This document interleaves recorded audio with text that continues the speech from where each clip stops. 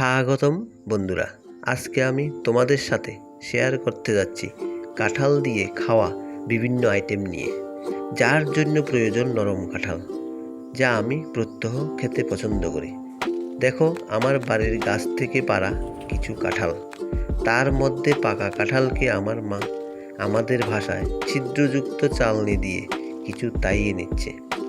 তাইয়ে নেওয়া কাঁঠালে একটু লবণ, প্রয়োজন মতো চিনি, এছাড়া চালের গুঁড়ো, তারপর ময়দা, সুজি, পরিমাণ মতো একটু সোডা ইত্যাদি দিয়ে সবগুলি মিক্সড করে নিল এবং ঘন্টাখানেক ঢেকেই রাখল।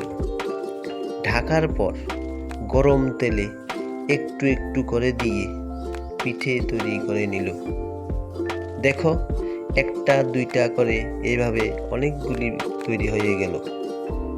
এছাড়া আমরা কাঁঠালকে অন্যভাবেও খেতে পারি, যেমন কিছু মুড়ি দিয়ে, কিছু চিড়ে দিয়ে, কিছু খইয়ের গুঁড়ো দিয়ে এবং কিছু রুটি দিয়ে।